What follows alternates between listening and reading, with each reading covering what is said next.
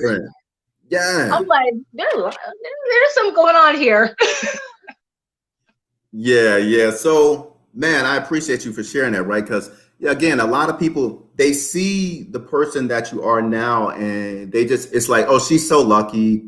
She's so this, she's so that, but they have no idea like the struggle. I mean, so you came to Los Angeles to be an actress, right? Actress. Right. And so, historically speaking, we kind of all know, like, okay, there's the whole, you were a starving actress, right? I mean, that's kind of like the norm coming to Hollywood, right? So I'm sure you got all types. All right, let's do this. Give us one tale before we go to the mountaintop. Give us one tale, okay, like behind the scenes, Hollywood, maybe he was working on a movie or something like that, and just some craziness, some shenanigans that you saw and was like, what the heck is this? If there was any, I would just think there would be, but. Yes, there's a few. There was one thing I was working on, and I booked the part. I got a call back and I booked the part. And then I came in and the lead actor, I would say that the lead actor, I'd never seen it before. Yeah, he was more than not having a good day. It was almost having like a little tantrum and pouting. And, of course, you show up on set, you're already like, okay, I'm ready. And then you see production kind of looking weird and the energy's off, and you see the director looking weird, the energy's off. And then, when things like that happen, sometimes you're like, is it me? But just not you. And then later on, and then, they're just like in their chair just pouting, and the director comes over like, okay, it's okay.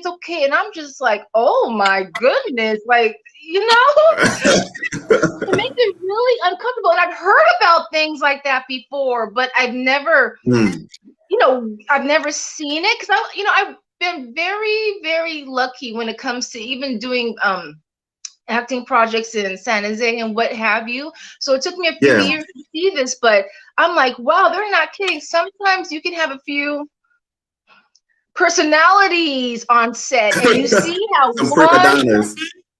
there you go. And you see how just one prima donna kind of makes the whole project sink, and everyone's kind of uncomfortable. So I got to see that. Yeah. Wow.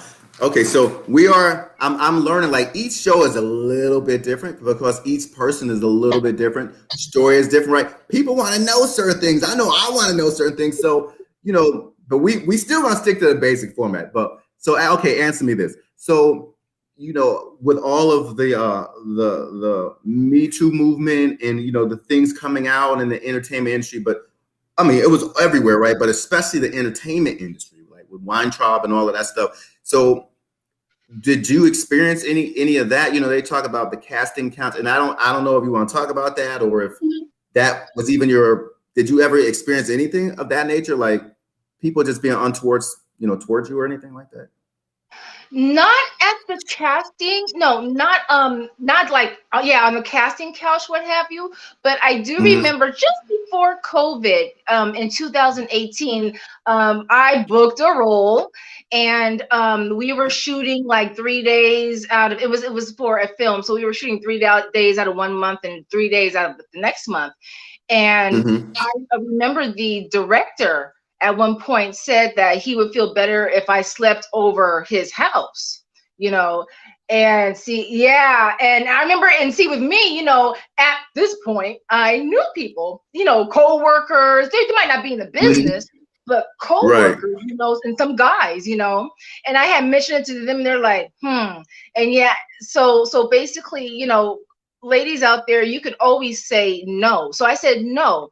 I can wake up. Actually, I have people who are willing to call me, which they really do. My families are wonderful.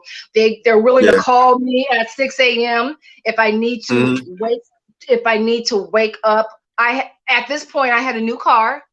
This was like 2018. So I had a new car. Clothes are already in my car. The call time I think was like 5 o'clock originally, but because he went over, and we were shooting until 2 a.m., which was kind of like work, we ended up actually shooting at 8 a.m. But I still told him, I'm like, no, You know, there's no need for that. If I need, you know, I can be at your house at 6 a.m., 7 a.m. So yeah, Yeah, right. yeah, and then and I don't, yeah, I didn't like that. You know, I never, and see, I'm me. Just was talking before me. I was the kind of kid, I was not allowed to spend the night at anyone's house. I never had a sleepover, you know, like, and I think Oh, that okay, okay. I had those kind of parents, but I think that's a good thing because it's like, listen, I have my own apartment, you know, and I love my amenities and my bed and everything. So it's like, yeah, you know, I don't need to sleep over your house. I could be up early. And the way I was going, anyways, I was going against traffic. So actually, I was right there. It didn't take me too long to get to Right. the shooting location. So I just said, you know what, I wasn't raised like that, you know. And then really quick, he Yeah, lied yeah. and said the makeup artist was going to be there along with him and his producer. But Okay. I was wondering how he tried to justify this thing. I was oh, gonna okay. ask you that. So. Yeah, he goes, "Oh, the makeup artist will be there," and he was just sweet as pie. But Mhm. it turns out that this director knew a lady who owned a hotel, so that's where our makeup was applied, right? And it turns Oh. out that this makeup artist that he said was going to be over there too, he got Mhm. a hotel room. He got the hotel room. So in my mind, and then see me, we started comparing notes after we were done shooting. I talked to the makeup artist and we started comparing Mhm. notes. And I said, well, if you got a hotel room, why couldn't he just put me in a hotel room? Because he But had a special place reserved for you. He ain't slick. You know what? So glad that you did not fall for that. A lot of a lot of people, you know, women and men actually have fallen for that. You know, and I think they were willing to sacrifice their self worth, you know, in pursuit of their goals. But I'm glad that you did not do that because look, you didn't do that, and you still rose up, and you're still climbing up. So let's talk about the next segment here, right? So how'd you go from, you know, struggling with people trying to jack your door and taking the doorknobs off and, you know, whatever craziness is going on to where you are now, right? You know, we see you now and doing all types of stuff. So how do you get from there to there? well, I have to say, number one, that was God. He was looking after me. I know for a fact he's the one that allowed the apartment manager to like kind of redo that doorknob I told you about because they had just fixed it or replaced it or did something with it. And that's why they probably couldn't get in. So God, my faith in God, he kept me safe. Oh. I even remember a coworker before she left. We only worked a year together. She was a wonderful actress too, and she just turned to me, and it was so weird. She goes, "You know what? Just you're gonna make it. You're gonna do what you want to do. Just your belief Yeah. in God. Believe in God. Never forget God, and you'll be fine." And I'm so glad she, I'm so glad she told me that, and just Wow. listening to him, learning how to say no, but more importantly, listening to him, and always taking advantage of maybe something you hear or something in your email. Oh, an audition here. Oh, well, I'm off this day. We can sleep later. Let's go. Sometimes just listening as well. That's what got me. That is what really got me through. He did. Right. And everybody that knows me knows I'm a man of faith. We all know that, right? I don't use my platforms. Now, if you go on my Instagram channel, that's straight up evangelism. You're gonna get some evangelism, right? But on my other platforms, I don't really, I do mention God, right? But without God, I mean, even people like to say, well, humans are strong enough to do it. I don't know. I'm like, no, it's not true. Because at some point, there's something that's greater than you and it's going to break you. So whether you believe in, you might not believe in God, you may believe in something else, but you're going to believe in something that's going to help you get past that because it's going to be greater than the human will or whatnot. So I'm so glad to hear you say that. And to me, that's keeping it real, that's keeping it real. So, okay. So God has helped you get through to where you are right now. And And let me just ask you one more thing. Is there any other thing that you would attribute? Also family as well, family, so when it was after work, or even when it was like a celebration, because let's say I booked a role or something, just having their Mm-hmm. support and talking to them. And I always suggest that someone have a nice close knit of people they could talk to, Okay. one or two people, so you don't go insane, because when you're by yourself for a while and all Yeah. these things are happening to you, sometimes you might get into your head, or it might be too much, or you might kind of go crazy with some bad things happening. So just being able to talk to people, like that coworker, when we were Right. friends outside of work, so I saw her a lot after work, after Yeah. she wasn't working there, and just with her telling me that your faith in God, that really gave me a boost. Mm. That's powerful. And a lot of people don't understand. Listen, so for those that are watching right now, I just want to encourage you, like your support, your kind words, a phone call, to check, whatever, it means so much.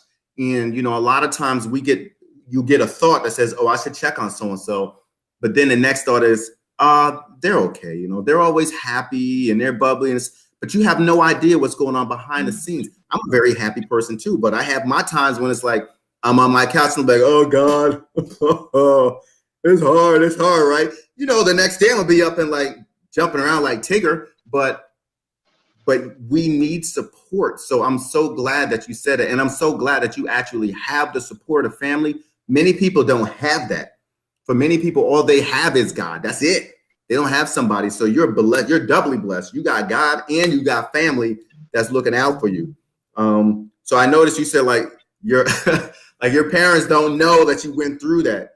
Like my mom literally just found out. I think she found out last year that I was homeless in my 20s. It was like last year, the year before. None of my family, they didn't know. I didn't tell them.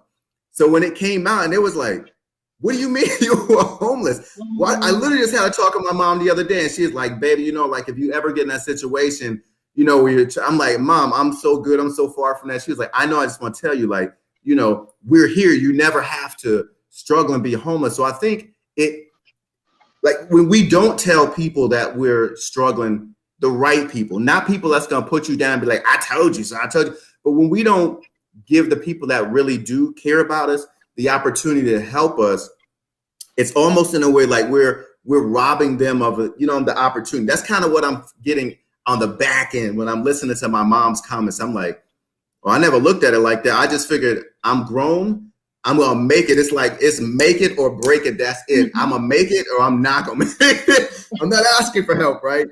But now I see it's like, oh, if you had only told us, right? It's like, oh, okay, you know what? Well, yeah, Mom, if that ever happens again, I will definitely let you know, right? So I just wanted to put that out there for anybody listening. If you have a supportive family, supportive system, please let people know you don't got to go through it alone. And that's another thing that COVID really brought to the spotlight, right?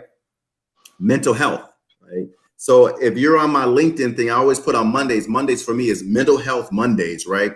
We have to have that conversation. We have to talk about mental health because in the past, we're all connected and engaged at work and we take it for granted. But now with COVID, right, we're isolated. So it's like, oh man, we got it, right? You got to tell people like, so like now, I mean, you talk to your parents on the regular and they, they kind of know how things are going with you and whatnot.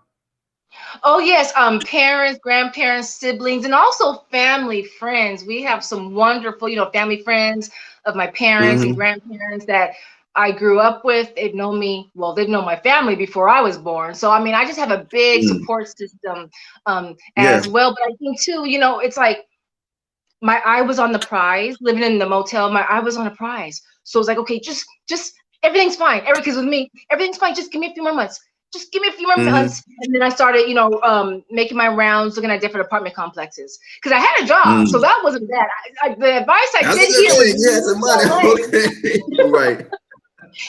People used to tell me, because I used to do my homework. So people used to tell me in San Jose, I used to live in LA or, whatever. Like, LA is no joke. They said, make sure you have a job. So my thing is, I had a job. That was half the battle. So in my mind, I was just like, Right. okay, give me a few more months and I'll get an apartment. Give me a few more months. And then like I moved and I started in April. And then I was done with my apartment, giving my notice, moving everything out in June. Wow. And then I was like, okay. And then my radiator busted. And then I need, and then I need to get that fixed. But then I'm like, okay, just give me a few more months and then I'll get my apartment. So that's why I had my eye on the prize. I knew in my head, I'm like, this is temporary. Everyone who moves to Right. LA, this is what happens to them. So I said, but at least you're blessed.